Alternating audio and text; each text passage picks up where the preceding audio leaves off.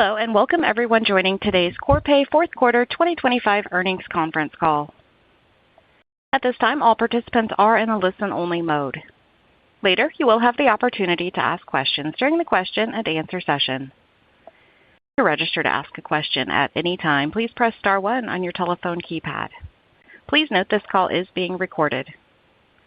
We are standing by if you should need any assistance. It is now my pleasure to turn the meeting over to Jim Eglseder, Investor Relations. Please go ahead. Good afternoon, and thank you for joining us today for our earnings call to discuss the fourth quarter and full year 2025 results. With me today are Ron Clarke, our Chairman and CEO, and Peter Walker, our CFO. Our earnings release and supplemental materials for the quarter are available on the Investor Relations section of our website. Please refer to these materials for an explanation of the non-GAAP financial measures discussed on this call, along with the reconciliation of those measures to the nearest applicable GAAP measures. Our remarks today will also include forward-looking statements about expected operating and financial results, strategic initiatives, acquisitions and synergies, and divestitures, among other matters. Forward-looking statements may differ materially from actual results and are subject to a number of risks and uncertainties. Some of those risks are mentioned in today's press release and on Form 8-K and can also be found in our annual report on Form 10-K. These documents are available on our website and at sec.gov. So now I'll turn the call over to Ron Clarke, our Chairman and CEO. Ron? Okay, Jim. Thanks. Good afternoon, everyone, and thanks for joining today's call. Up front here, I'll plan to cover three subjects. First, provide my take on Q4, along with highlights for 2025. Second, I'll share our 2026 guidance.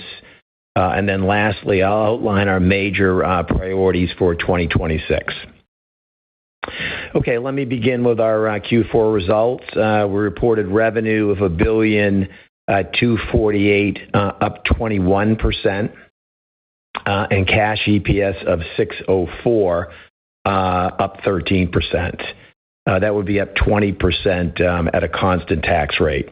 The results better than our expectations, mostly driven by cross-border and Alpha overperformance. We did call the macro spot on, so neutral impact versus our guide. In the quarter, overall revenue growth 11%. That's 3 consecutive quarters. Inside of that, our vehicle segment continued growth at 10%, and our corporate payment segment grew 16%. So our two biggest businesses doing quite well against pretty difficult comps. Importantly, our trends in the quarter also quite positive. New sales or bookings up 29% versus prior year, so super robust sales. Same-store sales inched into the positive territory, up 1%, and overall revenue retention stable at 92%. Cash EBITDA in Q4 surpassed $700 million in the quarter. So look, all of this produced a record cash EPS print of over $6 a share. So really a terrific quarter for us.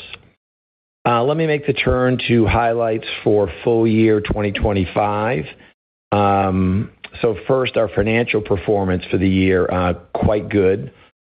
Full year revenue of $4.5 billion, that's up 14%. Cash EPS of $21.38, up 12%, or again up 17% at a constant tax rate. Organic revenue growth for the full year 10%. So that makes 4 of the last 5 years 10% organic revenue growth or higher. Full year sales growth also 29%. With improving productivity, so we're continuing to sell a lot. Additionally, in the year, we made a number of moves to better position the company for the midterm. We acquired Alpha, the second largest acquisition in the company's history, giving us access to an international bank account product, as well as the asset management market segment.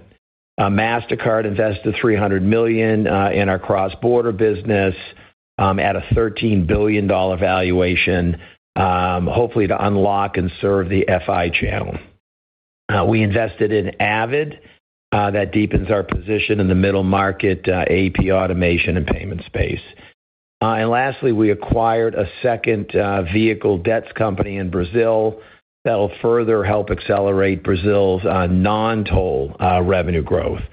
So look, financial performance ahead of our initial 2025 guide, along with a further rotation of our portfolio towards corporate payments. So quite pleased. Okay, let me transition to our 2026 guidance.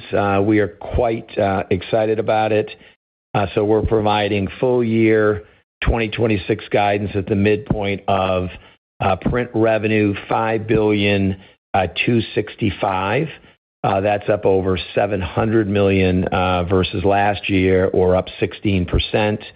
And we're providing cash EPS at the midpoint of $26 on the button. That's up 22%. Look, the drivers behind this 2026 guide, a few things. So first, fundamentals. Look, the business is it's working. We had a record Q4 finish and the corresponding exit rate.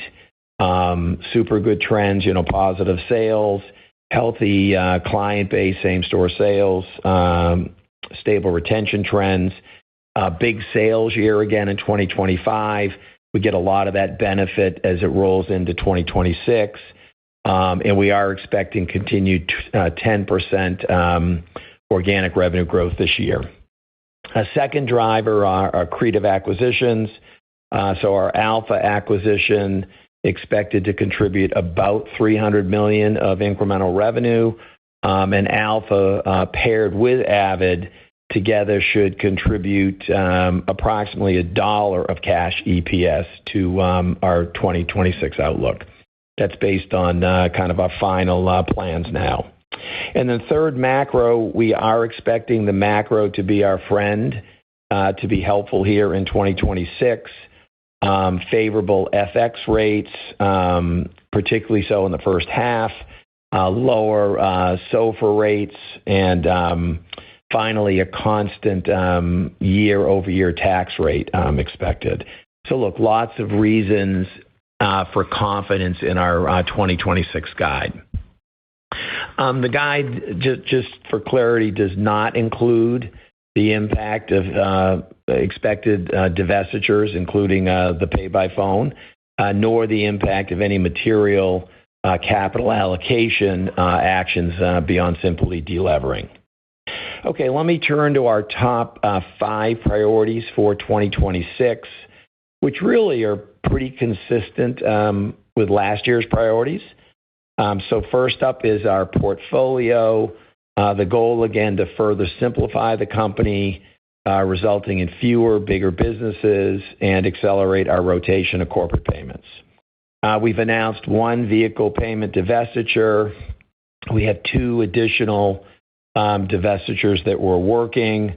And as always, we're continuing to work the acquisition pipeline for new corporate payment acquisition opportunities. Second priority, USA sales.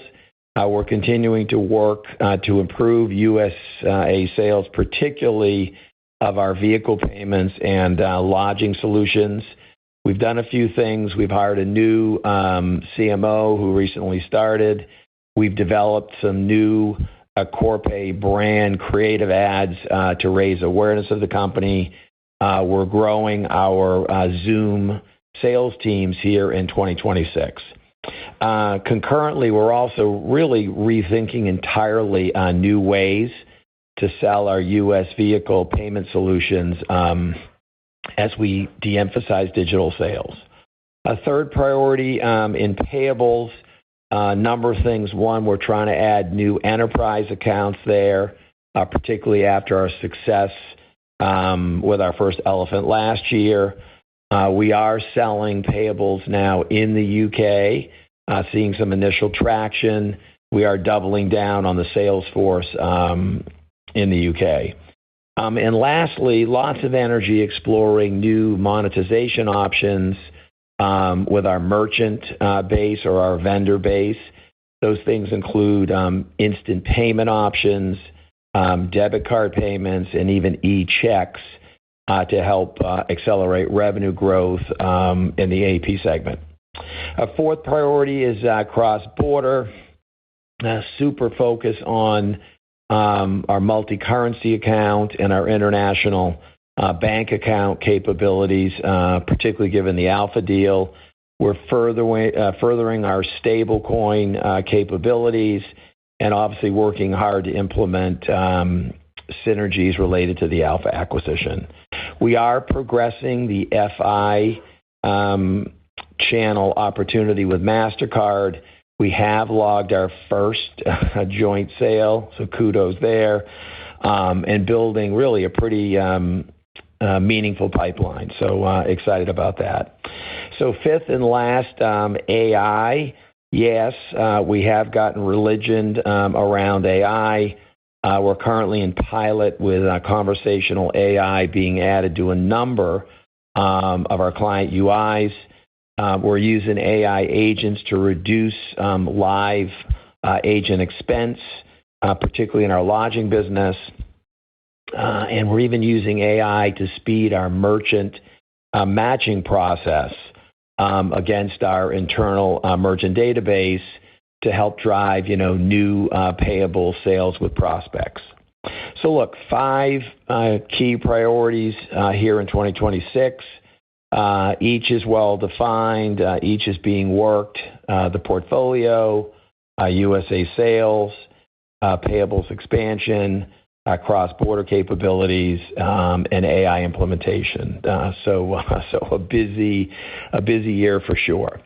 So look, in conclusion today, a strong finish, record earnings in Q4 on the high side of our guide, again, encouraging organic revenue, new sales, same-store sales, and retention trends. Our full year 2025 financial performance, again, finishing ahead of our initial guide. We logged another 10% full-year organic revenue growth year. That makes, again, 4 of the last 5. 2025, again, active repositioning year, further simplification of the company, and the addition of more corporate payment assets. In terms of 26, again, outlooking really a super strong 2026. EPS expected to be up over 20%, driven by the favorable fundamentals, the accretive acquisitions, and even a favorable macro. And lastly, we have laid out a clear set of priorities to better position the company to continue to compound over the midterm. So with that, let me turn the call back over to Peter to provide some additional detail on the quarter, the year, and our 26 outlook. Peter? Thanks, Ron, and good afternoon, everyone. Let's start with highlights of the quarter and the year. Q4 revenue was $1.248 billion, overperforming the midpoint of our guidance driven by strong corporate payments performance. GAAP revenue grew 21% year-over-year, driven by 11% organic revenue growth. Q4 adjusted EPS of $6.04 per share overperformed the midpoint of our guidance and grew 13% year-over-year due to strong top-line performance and solid expense management. The headline for the quarter is overperformance, with over 20% top-line and low teens bottom-line growth, driven by our third consecutive quarter of delivering 11% organic revenue growth. We grew Q4 new sales 29% year-over-year and delivered a 92.3% retention rate, fueling our business for 2026. Full-year revenue was $4.528 billion, delivering organic revenue growth of 10% for the full year and for 4 out of the last 5 years. Full-year adjusted EPS was $21.38, growing 12%, but growing 17% at a constant tax rate. These strong year-over-year results are further reinforced by the healthy, consistent sequential quarterly growth in revenue, EBITDA, and adjusted EPS throughout 2025, which positions us well for 2026. We are exiting 2025 as an even stronger company than we entered the year. Now, turning to our segment performance and the underlying drivers of our organic revenue growth. Corporate Payments delivered 16% organic growth for the quarter, despite a 200 basis points drag from float revenue compression due to lower interest rates. This exceeded our expectations by 100 basis points, partially driven by Alpha revenue overperformance, setting us up well for 2026. Overall, Corporate Payments performance was driven by growth in spend volumes, which increased 44% on a pro forma basis to over $81 billion in spend. Cross-border continued to deliver strong sales and revenue performance in Q4. This business is quite resilient, with significant demand even in the face of trade-related uncertainty throughout the year. Additionally, the Alpha Group integration efforts are progressing well. The payables business continues to perform, with especially strong sales performance in Q4. We're optimistic about the future of the business as we are in the early innings of market penetration and closed our strategic investment in AvidXchange during the fourth quarter. We see tremendous upside over a very long period of time for this business. Vehicle Payments organic revenue growth was 10% again this quarter. As a reminder, we operate three approximately equal-sized Vehicle Payments businesses across the globe in the U.S., Europe, and Brazil. We saw continued strong results in all three geographies, which drove the performance. Improving U.S. Vehicle Payments performance throughout the year is particularly encouraging. Lodging, representing less than 10% of our total revenue, decreased 7% year-over-year, or was roughly flat for the quarter when adjusting for a 600 basis point drag from lower FEMA emergency revenue year-over-year. While clearly not recovering, progress continues, and we are assuming low single-digit growth in our 2026 outlook, with headwinds in the first half of the year and returning to positive organic growth in the back half of the year as new sales and implementations come online. In summary, we delivered 11% organic growth in Q4 at the high end of our target range, driven by continued strong Corporate Payments organic growth and double-digit Vehicle Payments organic growth. Now looking further down the income statement. Operating expenses of $684 million increased 25%, primarily driven by a lower net gain on business dispositions year-over-year, acquisitions, divestitures, and related expenses, and FX, partially offset by a non-cash impairment charge in Q4 of last year. Excluding these impacts, operating expenses increased 8%, driven by investments in sales and processing expenses related to higher transaction volumes. As we exited the quarter, we're starting to see benefit from expense rationalization initiatives recently executed that will deliver additional savings in 2026.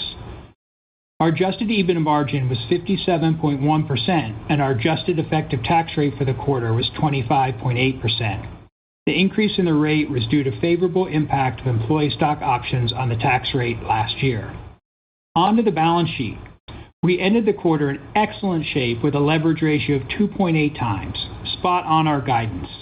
We repurchased 1.7 million shares in the quarter for $500 million and a total of 2.6 million shares for the year.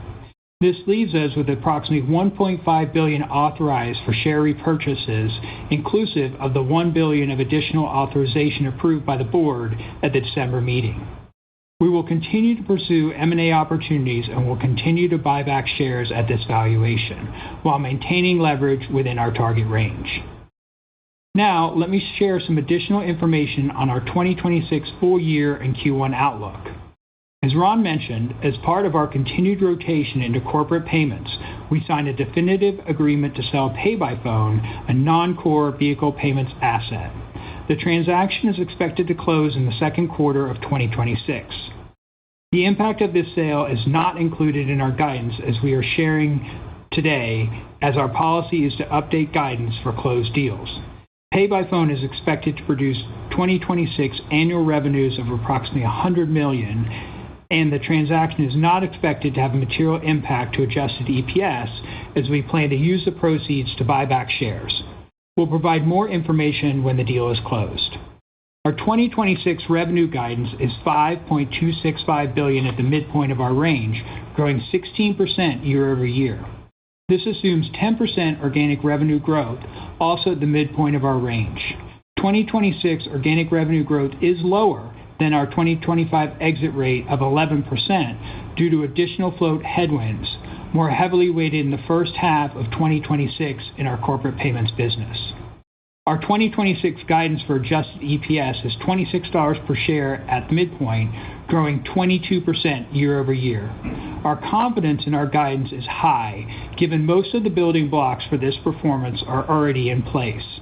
This includes our strong organic growth exit rate and annualized Q4 trends, our expense rationalization initiatives, which are already producing savings, and our Q4 share buybacks. The $1 of accretion from the Avid and Alpha deals is achievable given our strong track record of M&A integration. The macro environment provides additional tailwinds, including a flat tax rate year-over-year. As a reminder, our revenue and adjusted EPS build throughout the year. You can see on page 19 of the supplement, the percentage of full-year revenue and adjusted EPS are lowest in Q1 and highest in Q4. This pattern is driven by our clients' highest business volumes occurring in Q2 and Q3, along with acquisition synergy realization increasing through the year, all over a relatively fixed cost basis. The consistent historical pattern gives us confidence in our ability to deliver our 2026 guidance. Below EBITDA, we're expecting net interest expense to be between $370 million and $400 million, the adjusted tax rate to be between 25% and 27%, and weighted average shares to be flat with the period end shares for Q25. Related to capital allocation, our forecast assumes free cash flow is used to pay down debt, which provides some potential upside opportunity should we deploy capital for buybacks or M&A.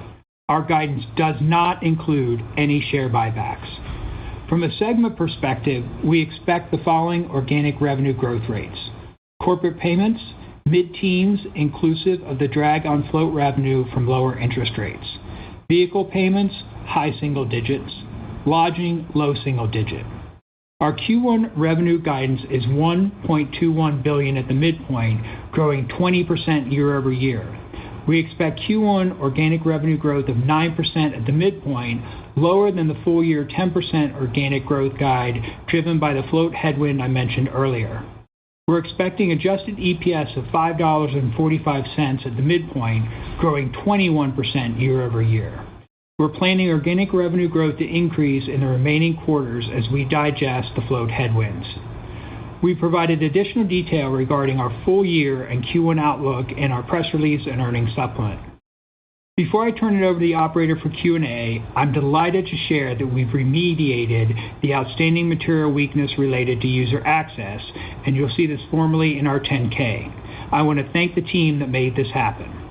So, operator, please open the line for questions. Thank you.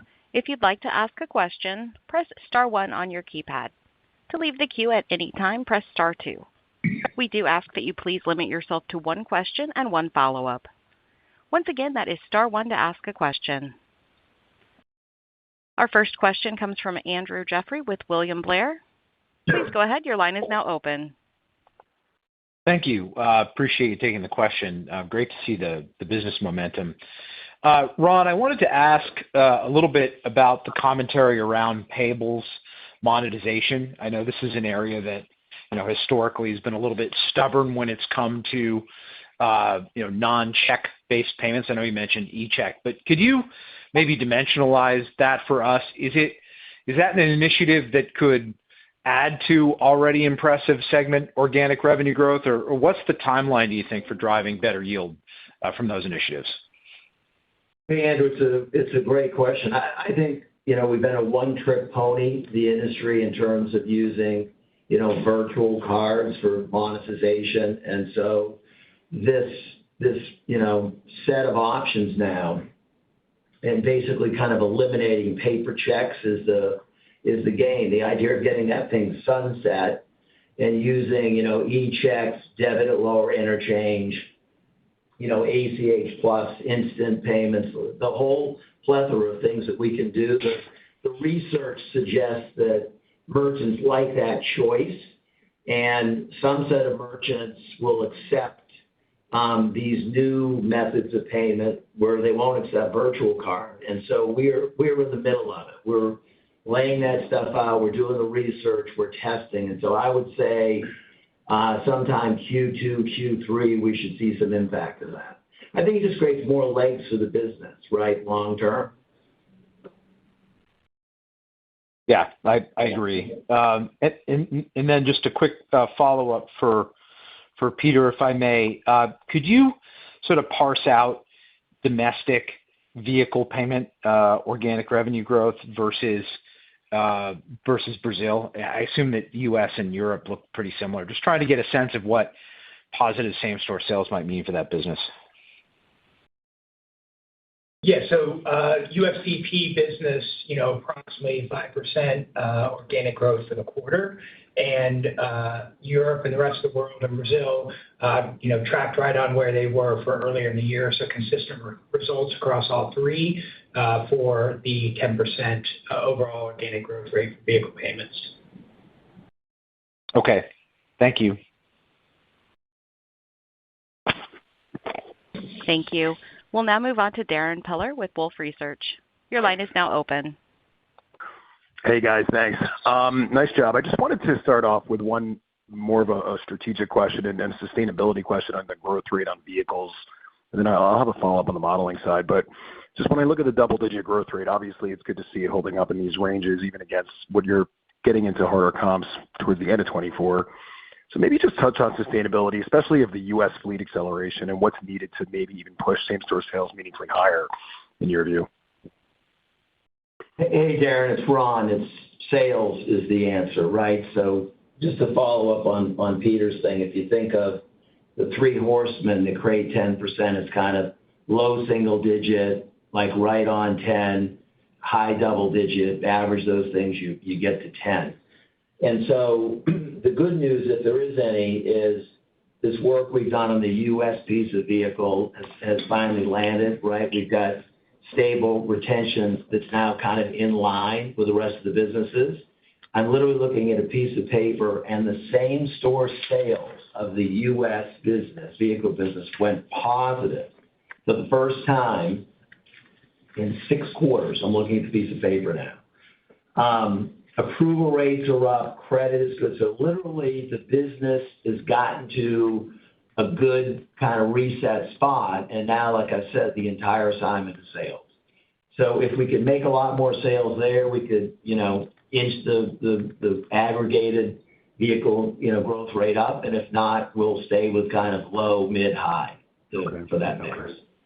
The real question for me is, do we keep allocating what level of investment for growth do we keep making in that business vis-a-vis the other ones is one of the internal questions.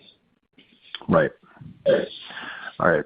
That's good to hear. Thanks. I guess just one follow-up would be on more of a modeling couple of questions, which would, number one would be just if you could provide a little more color on the cadence of the accretion contribution, given it's a pretty notable, a fair amount of the beat versus some of the street numbers was the magnitude of accretion, just so it's ramping through the year. Help us understand that. And then I know we're getting some questions on interest expense. I think you're assuming a lower interest expense rate, dollar amount. Just help us understand that notion, just given you're adding debt at a pretty healthy rate as well. Thanks again, guys. Good job.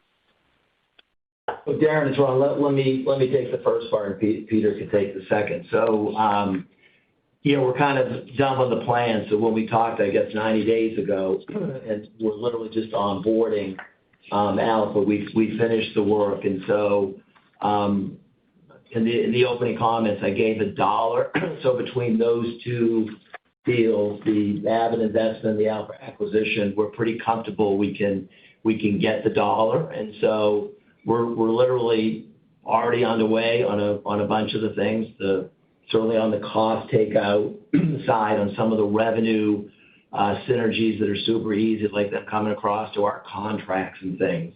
And so the biggest thing that'll unlock a bunch in the second half is the IT. We're going to sunset their, kind of their corporate IT system in favor of ours, which opens up all kinds of savings around not only IT, but compliance and ops and stuff like that. So I would say, this is our third, fourth, fifth rodeo, right, of doing these things. So our confidence in what to do and what number is high. And then the last point I'll make, because you're good at math, is it's not one and done. It's one and more. So the way we think about it is whatever EBITDA we're getting in those businesses has to grow over, right, the interest expense to finance those. So as we create the synergies and those businesses grow, they're growing obviously over a fixed interest expense. And so, in our multi-year plan, that creates even acceleration in EPS as you walk into next year. So the setup for those two things is quite good. So Darren, picking up on your question on interest expense. So we ended the year at about $7.7 billion in debt. As you know, we produce really high cash flows, so call it $1.8 billion of cash flows we've produced throughout the year. So debt will reduce throughout the year. Also, the forward curve is looking pretty positive for us on SOFR. So you put those two together, and that's what's leading to your lower interest expense. Okay, very helpful. Thanks, Peter. Thanks, Ron. Thank you. We'll now move on to Tien-Tsin Huang with J.P. Morgan. Please go ahead. Thank you so much, Ron, Peter, and Jim. Great results. I wanted to ask on corporate payments, if that's okay. Just mid-teens growth expected this year. Do you have the backlog to support this growth, or is there more business to go get? I'm just curious what the visibility looks like there, and could there be some room for upside, and if so, where? Hey, Tien-Tsin, thanks for the data boy. So I'd say on the 26 number, it's really two different things. In the payables, the full payables business, I'd say we have the sales because the implementation cycle is longer there. And so basically we have a bunch of deals that we implement that drive that revenue. In the cross-border, it's a much shorter, right, sales to implementation cycle. So we have to make sales there. Although if there was one bet to place on our company, I would not bet against the cross-border sales. We had a just rocking finish between, our core cross-border business and even the new Alpha business and stuff. And so that thing is firing. So I would say our confidence in the thing is super high. And again, the reason for the thing not being a bit more robust is just the compression, obviously, at the float rates, right? Particularly as we absorb Alpha, which has a way bigger bank account deposit-based business than we do. It's a bit more acute, right? The compression there, particularly early on. So, when we get it's transitory, obviously. So when we get to the other side of that, I think the outlook will be even better for the business. Yeah. And if we get the monetization thing, right, that Andrew asked, if we get that cranking, that would be another upside, basically, to the business. Got it. No, you sound quite pleased with Alpha. That's great to hear. So mid-teens would be a win for that segment. I did want to ask just on margins, if that's okay, as my follow-up with the expense rationalization. Is there a way to think about that impact to 26 and just some broader comments on incremental margins in 26, any surprises or puts and takes to consider? Yeah, maybe I'll start and let Peter pick up. So we're targeting about $75 million of expense out. We've executed kind of 50 of it. We're still working on the other 25, which we've identified, but still working. If you look at our internal plan, not shockingly, margins climb like crazy sequentially, pretty fixed cost base once we make the sales investment, which we do early, and then revenue snowballs, right? So revenue increases, call it $100 million plus as you get into the second half per quarter. And so I think it's probably 3 points if you look at it, 300 basis points from Q1 to Q4. The reason that the overall margins for the full year wouldn't look a ton different is it's the acquisition expense, right? We're bringing across in these couple of deals, a fair amount of cost, at lower margins, basically. And then second, we made the call, given the profitability, to put more in the sales and marketing and even into our brand. So we're trying to hold the margins, pretty constant, improve them sequentially, and spend on some things that will help the growth going into next year. Perfect. No, that's great. Well done. Thank you. Thank you, Pal. Thank you. Our next question comes from Mihir Bhatia with Bank of America. Your line is now open. Mihir. Hi. Good afternoon. Thank you for taking my question, and nice results here. But Ron, maybe just I wanted to ask you about Pay by Phone. I think you bought that asset maybe a couple of years ago. Just any lessons from that process, from owning that? Just what worked, what didn't, as you think about go forward? Yeah, hey, that's a good question. So, lessons, I'd say maybe two lessons on that one. One is, we had a thesis for buying that there are 5, 6, 7 million active users, and a lot of them in Europe could be kind of a launching pad for us to put those people into the network and create some incremental business. And basically, we proved we couldn't do very well at that. So, a new idea, and it didn't work as great as it has in Brazil. But the second learning is we're good. Like, we take a business, we buy it, we triple the profits, we're selling it for 50% more than we bought it for.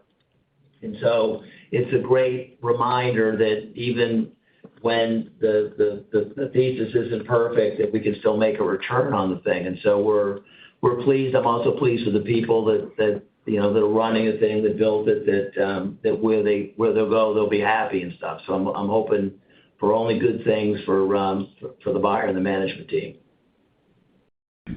Got it. No, and I think, kudos to y'all for trying and pulling the plug when y'all realized it wouldn't work. Wanted to maybe switch gears a little bit to just going back to the corporate payments business and just some of the questions there.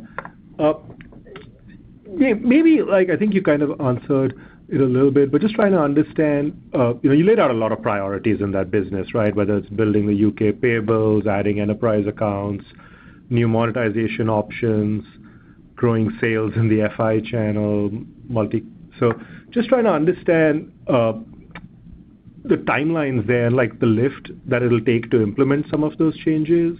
Like, what's going to be a meaningful contributor there in 2026 versus initiatives that are maybe longer term, but just you're laying the building blocks today? Yeah, that is a really good question. I think the main thing we're trying to do with that priority is just make sure people are clear on the opportunities.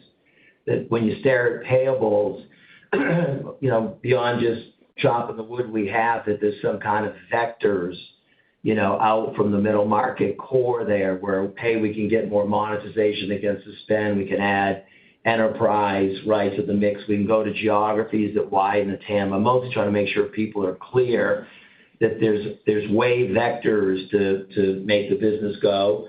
I'd say on that one, it's clearly the monetization is the short term, is the 2026 thing, because we have the clients, we have the merchants, we have the money moving, and so we're simply trying to give more choice and stuff. So I'd say for sure in that one, and then the same kind of on the cross-border side. I think longer term, because the sales cycle will be like the MasterCard, opportunity there, or even frankly the international bank account opportunity. I think those are longer term, whereas the synergies of combining the Alpha corporate business would be a 2026. So I'd say those are the two get the money in 2026 things: monetization and payables, and Alpha consolidation and synergies would be the things for this year. Got it. Thank you for taking my questions. Nice results. You got it. Thank you. Our next question comes from Sanjay Sakhrani with KBW. Your line is now open. Thank you. Ron, you talked about a couple of more divestitures in the pipeline, and obviously this one that you did today or announced today. Could you just give us a sense of what kind of liquidity you're looking at in terms of raising from that? I know you put out that $1.5 billion number last quarter, but if we just think about today's announcement plus the other two, does that get you to a higher number or equal number? Just trying to think through, the liquidity you could raise and use of proceeds. Yeah, it's a good question, Sanjay. So yeah, there's two other vehicle businesses that are out in process now, pretty late stage too. If we end up transacting on both of those, it'll be over $1 billion. Call it $1 billion to $1.3 billion, somewhere in there. And the use of proceeds is to buy CPAY at this price that we're at. So we'll have an answer. My guess is the next probably 30 days on those things. Got it. And then just maybe if you could elaborate on lodging. I know it remained weak, and you guys are assuming sort of low single digits, but anything specific happening there in terms of turning that ship around and how we should think of it on a go-forward basis? Thanks. Yeah, the prints, obviously, Sanjay, not too good. I feel a little bit similar for the U.S. vehicle business of, I think I characterize those two businesses as problem children, not behaving well a couple of years ago and lots of things wrong. I feel kind of the same, that both businesses, and particularly lodging, have stabilized. We fixed the IT, we fixed the product thing, we fixed the customers that kind of scooted away, the volume that scooted away. And so if you look at like the same store, as I quoted, that's actually positive now in U.S. vehicle, and I think mostly flat in lodging. And so the good news is the management teams have made progress doing things that have stabilized the revenue. I'm still super disappointed in the new sales, and so that's the ticket. Really, the ticket for both of them is, can they produce new sales now that the losses, have stabilized? And they're both super great margin businesses. They're both above the line average. I don't have it in front of me, but they're in the 60s in terms of EBITDA margin. So they're super great cash generators. The question is just, can we productively make sales there vis-a-vis the other options we have for investing sales in the company? And so we're giving it a run here in 2026, and if we see sales improve and accelerate throughout the year, we'll be happy, and if we don't, we'll be probably thinking about doing something else. Okay, great. Thank you. Got it. Thank you. We'll go next to Nate Svensson with Deutsche Bank. Please go ahead. Hey, guys. Thanks for the question. I want to follow up on some of the cross-border priorities that you were talking about in the prepared remarks, Ron. So you mentioned outperformance at Alpha a few times, and you obviously bumped up the Alpha plus Avid accretion to $1. Just maybe hoping for a little more color on what's going better than expected at Alpha. What on the revenue synergy are you realizing is a better organic growth? Anything beyond that? And then you also called out the first joint sale with MasterCard. Fully get from your earlier answer, that's kind of a longer-term opportunity. But we'd just love to hear more about that first win, any specific details or learnings from that partnership as you look to go out and win more sales in the pipeline that you do have. Yeah, Nate, two good questions there. I think the overperformance in Alpha is the integration, the people thing has gone better than I thought. So when you meet a new group like that and bring the organizations together, sometimes there's a pause, people aren't firing and stuff. And I just feel like our management team and their team did a great job, great kumbaya or whatever, where their guys just came roaring out of the blocks, pitching, hey, we're a bigger, meaner company, we have better credit, obviously we have better products, we have better payment products versus just risk management products. And so to me, what was so great is the people, particularly the salespeople, have embraced some of the stuff that we bring to them and just went running out and got a bunch of business closed. So that thing not only performed better in the finish. I've looked at January, and those businesses are ahead again this month. So I think it's, it's cultural, it's something, but just everybody's at it. People aren't moping around and stuff. They're excited to be part of the game with us and stuff. So this is way before the other synergies of contract advantages, rate advantages, costs, IT. We got all the stuff in front of us. Bank account license. We have 9 other things that are going to create money. But to me, that's like super important. On the MasterCard thing, I got to say, like, it is way exceeded mine. I don't know if it has the MasterCard folks' expectations, but we now have a second sale. I think I said one, so that script's old already. We've actually closed now 2 deals, but more importantly, it's a crazy pipeline, particularly in Europe, where MasterCard has done their part of getting some dedicated people to call on accounts that they know and love, and our guys go in and know a lot, and literally, I don't know, it's 50 to 70 in process, opportunities. And so that thing, which tends to have a very long sales cycle, has stood up quite well. And I think back to the thesis, question that was before us, I think the thesis is proving out the good relationships and credibility that MasterCard has, coupled with our products and expertise is a good combo. So it'll take time to build, but it is a way help to make that segment meaningful, right, for cross-border. I mean, I don't know if everyone's getting it, but that business was mostly a one-trick pony. We went out to mid-size businesses around the world and sold services, and now we're talking about basically getting banks, getting FIs around the world to use our services and becoming, an international bank account deposit company as well. And so the extensions of those 2 additional kind of product and market segments is way significant. I don't know if people are picking it up, but it completely changes, I think, the long-term prospects of that business. So we spent lots of time in this company doing iceberg work, kind of getting ready, getting things positioned. I think people discount it because everyone just wants to know what the numbers are. But I'm telling you, that is going to make a big difference for durability. Well, super, super exciting stuff.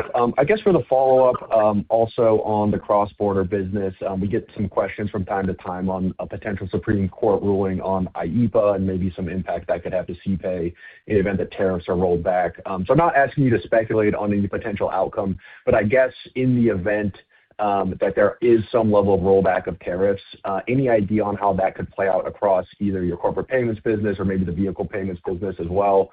Is there still any pent-up demand you think might be released? Could this alleviate some of the pressure on the shipping and freight industry in the U.S. or any other factors to keep in mind there?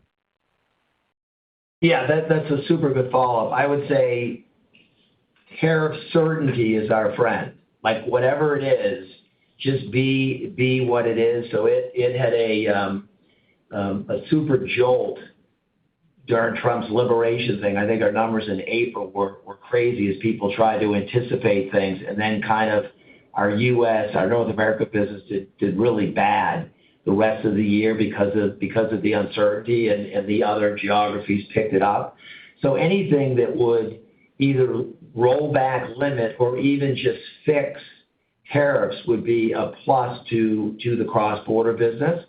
Remember, like half the dollars in there are service-based, not goods-based. And then again, we have we do risk management contracts and stuff. So the exposure, isn't across that entire business. And really most of the exposure is in North America, which is probably a third of the business. So it's not like a massive amount, but it still would be, to your point, a plus for us if that thing got clarified. Super helpful. Thanks, Ron. Got it. Thank you. We'll go next to Ramsey El-Assal with Cantor Fitzgerald. Your line is now open.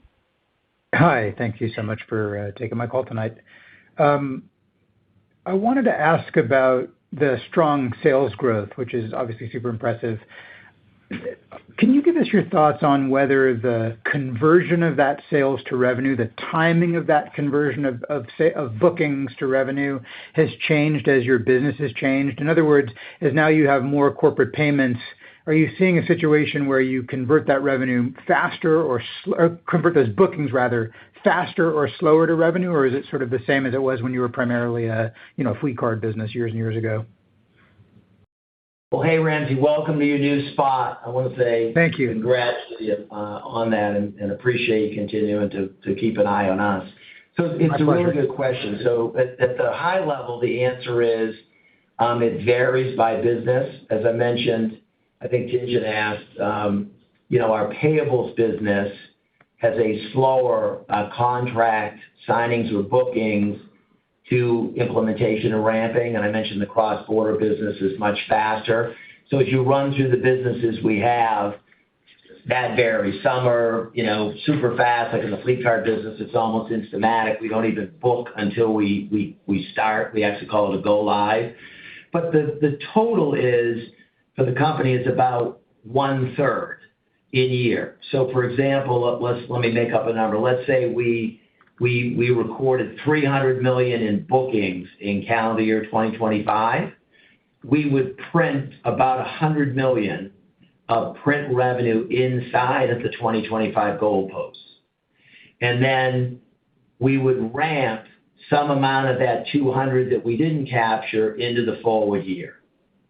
So the way we think about building our revenue plans is we already have, in that example, $200 million coming our way here in 2026 that we didn't have, right, hit our revenue numbers last year, and we'll grab 1/3 of what our bookings plan is here in 2026.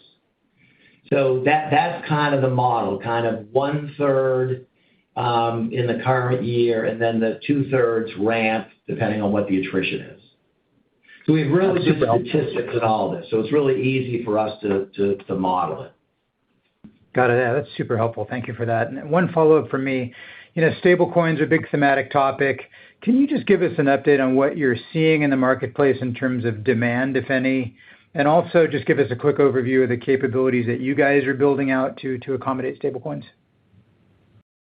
Yeah, that's a super. I'm laughing a bit, Ramsey, because this morning when I get up, knowing we had this earnings call tonight, I went out to 3 of our guys. I went to the guy that has, thousands and thousands of U.S. merchants that we pay, a cross-border head that obviously moves tons of money to beneficiaries around the world, and our Alpha guy who does the bank accounts, the 7,000 bank accounts, that hold deposits. And I asked all 3 of them, hey, talk to me about the demand.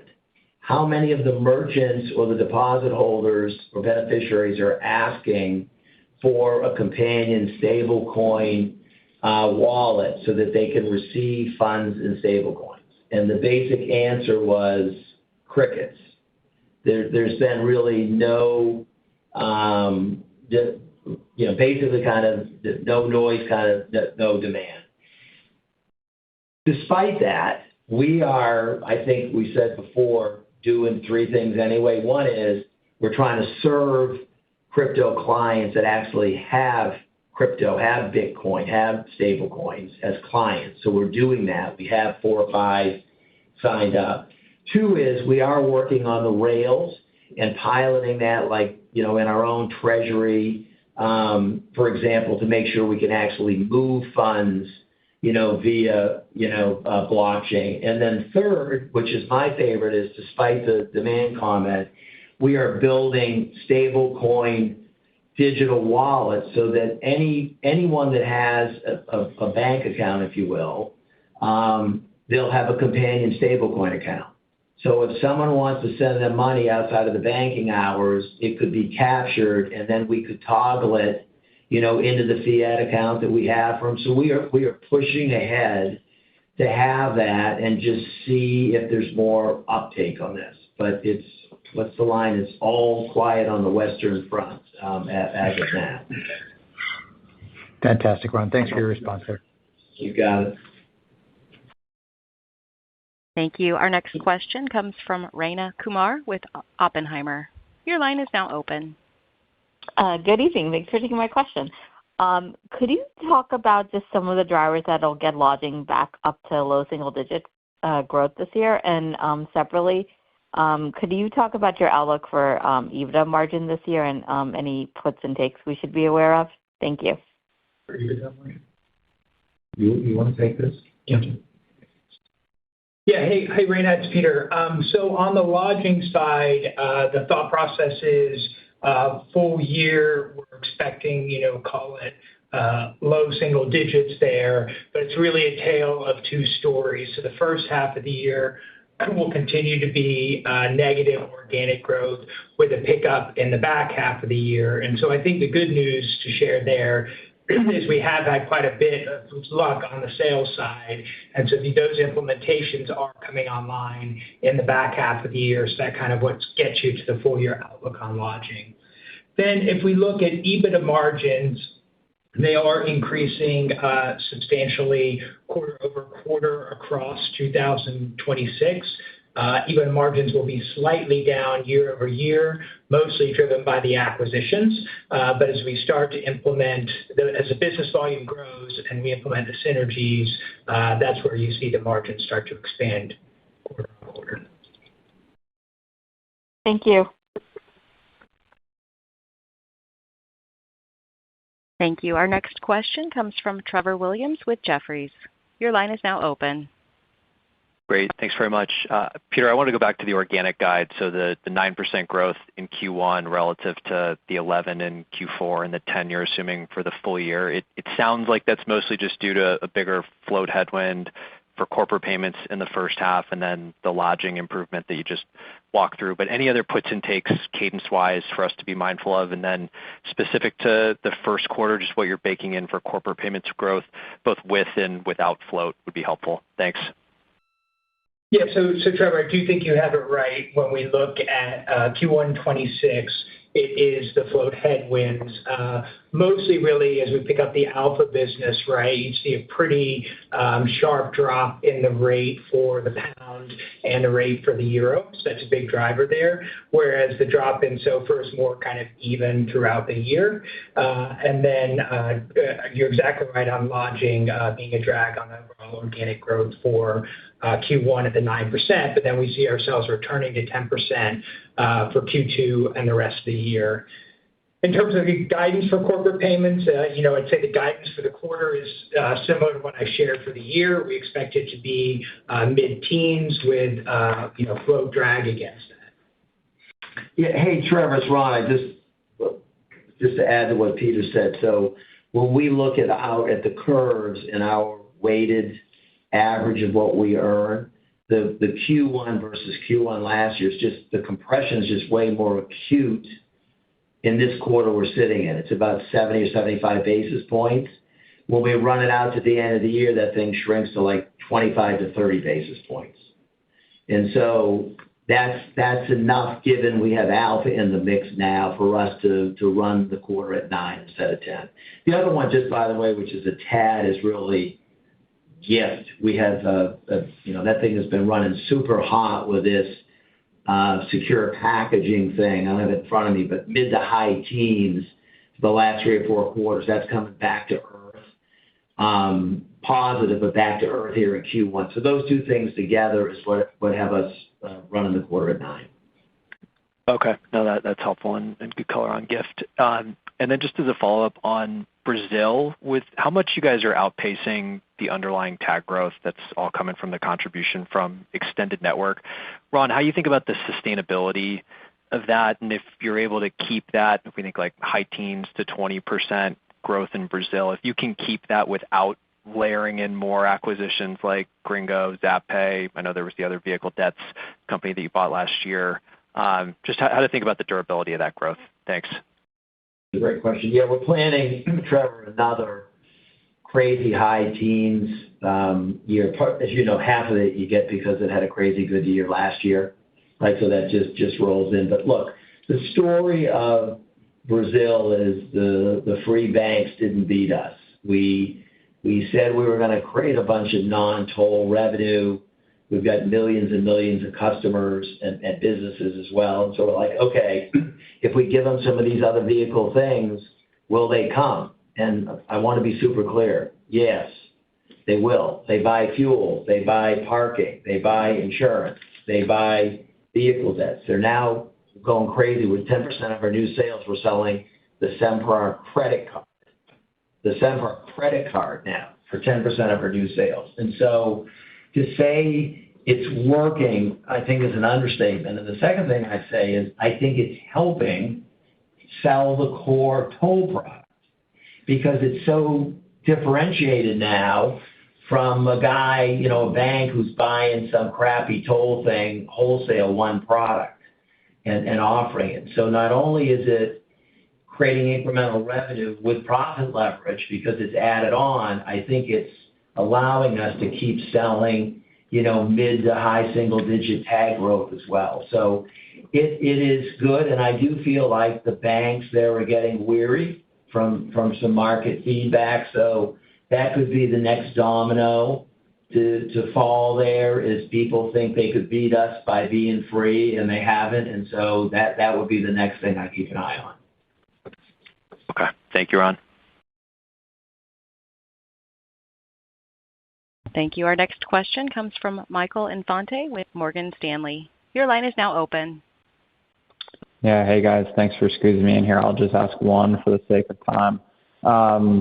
Commentary on the stablecoin demand was helpful, but I'd be curious just to get your high-level perspective on really the mechanism by which we'll actually start to see some medium-term compression of stablecoin off-ramp costs in the future if those costs themselves are effectively just dictated by liquidity in those corridors. And if the answer is we're not likely to see that cost compression, how should we be thinking about the incremental tailwind for if you do actually start to see that demand from your customers show up? Thanks, guys. Yeah. Hey, Michael, it's Ron. I mean, I'd start with, I guess your guess is as good as ours because we see nothing, right, at this point. And I think we've reiterated that the rails are an insignificant piece of the cost structure and of the value chain. And so, look, who knows? I mean, people can price things crazy, right, for whatever reason they have. But we don't see it. To your point, we see nothing, and we don't think it's likely if we're getting 50 or 60 basis points on a trade, and sometimes 200 depending on the customer and the corridor. It's mostly because of the liquidity and the compliance and everything else. And so we're staying tuned. We're watching it carefully and stuff, but we do not see that as a high risk. And then, as I said, whether there is demand or not, we're going to be there with the stablecoin offerings. And so if our clients want it, we're going to make it available. But it reminds me a little bit of EV, this whole thing, there's more being written and said about this than actually being used today is my takeaway. It's helpful. Thanks, Ron. Yeah. Thank you. We'll go next to Dave Koning with Baird. Your line is now open. Yeah. Hey, guys. Thanks so much. Just one question. Minority interest, that line has become a lot more important now with Avid and a little bit of the MasterCard impact. It looks like on an adjusted basis, it was like $27 million in the quarter when you do the add back that was in your line. Is that, I guess, why was that so high? That seems very high. And is that the right number on a quarterly basis going forward, or what should we think about that line?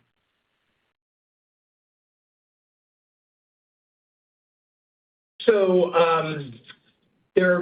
maybe let's take that question with you offline in a modeling conversation just so we can go through it in more detail. Okay, great. Thanks. And our last question comes from Madison Suhr with Raymond James. Your line is now open. Hey, guys. Thanks for sneaking me in, and I'll just ask one as well here. Just circling back to the MasterCard partnership, early indications sound pretty positive there. So is the 200 to 300 basis point tailwind to cross-border still kind of the right way to think about the contribution from that partnership? Or do you think there could be potential upside given some of the early indications? Thanks, guys. Yeah, that's another good question. I'd say it's a timing call, right? Because the sales cycle on FIs is longer than it is for corporates. But to your point, given the size of the pipeline and the fact that some of the things are actually, converting, it's a whopper segment. I do want to remind you and others that virtually all of the cross-border business that we don't have, they have. So like all of it, right, is there. And so to the extent that we're successful getting this thing going and happening with MasterCard, all I can say is like it is just so crazy large, the flows that these banks have today, that if we get in with a number of them, it over some cycle, it could be a big contribution just because they have all the business today, right? The independents like us have such a fraction of the book today. So it's super exciting. Again, to me, it's just a question of what the time frame is.